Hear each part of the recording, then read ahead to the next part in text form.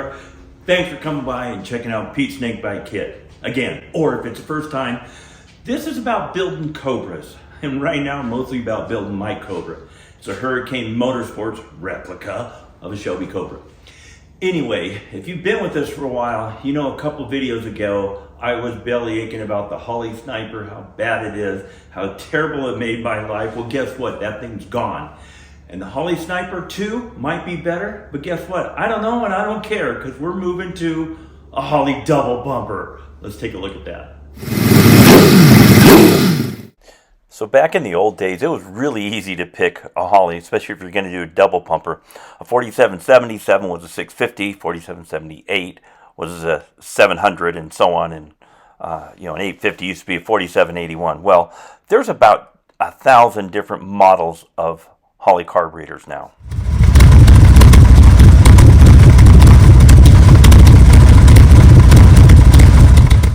We'll talk about why in a minute, but this is what I decided to go with. There's an 850 Track Warrior. It's one of their Performance Series carburetors. You can see the choke housing is milled off. It also has a 4-corner adjustment. It's got a billet base plate and billet metering blocks. It's a pretty nice piece.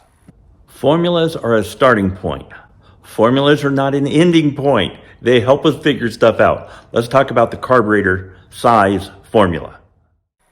This carburetor sizing formula has been around forever. Cubic inch times max RPM divided by 3456. Very easy to remember. So I've had a couple instances when I've had this thing running clean enough to try max RPM. Yes, it's 6,800. So in our case, it's 408 cubic inches times 6,800 RPM divided by 3456. So with a little bit of math, we come up with 803 CFM. I'm sure you know you cannot order a carburetor by CFM. And if 803 is good, 850's got to be a little better. So went up to an 850. I've watched probably every single dyno test I can find on YouTube that is a combination anywhere close to mine. Honestly, a lot of them have 950s on them, and I realize that could be a drivability deal. But my point is I may end up with a little bit larger cam at some point, and we want at least an 850 on there. There's another formula that's sequential. It's like the 3456, but it's 789. They have nothing to do with each other. I just wanted to make sure that was clear. So ordered that thing. It finally showed up.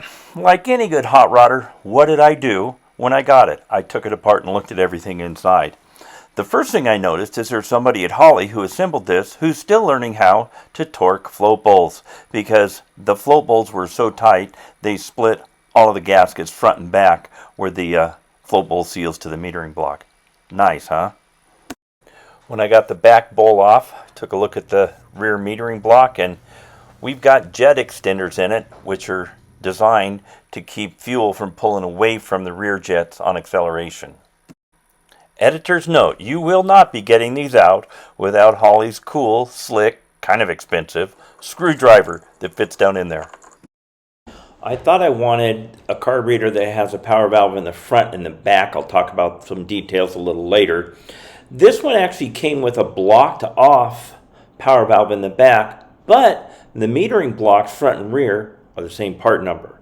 So it was blocked off, but it has the passages to use a power valve if we want to. It's another tuning tool I wanted to have if that's the way the thing worked out. I got a power valve for the rear. It's a 4.5 vacuum setting power valve. Matches the front. Those are, of course, tunable if we need to change that later.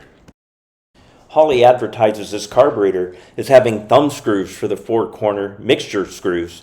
And this came actually with the old conventional ones in. You need a screwdriver for. Once I put the hood scoop box on there, I'm not going to be able to do that. So I called them up. They sent me a new set. Thanks, Holley. Another nice feature on this Holley, and a lot of the late model Holleys, is they have a sight glass for setting the float bowl setting. The old ones that were threaded, you needed to get it to the bottom of the hole. This one, to make it at the same level, it's at the middle of the sight glass. Another important setting is the arm for the accelerator pump. We want to make sure that there's no play there, but you also want to make sure a wide open throttle that arm will still move just a little bit. You do not want that arm to over travel the plunger in the accelerator pump. Okay, there it is, assembled, reassembled, and ready to go. This car could be systematic, hydromatic, ultramatic. Why could be greased lightning? Well, it may not be that cool, but it is altogether. It's carbureted.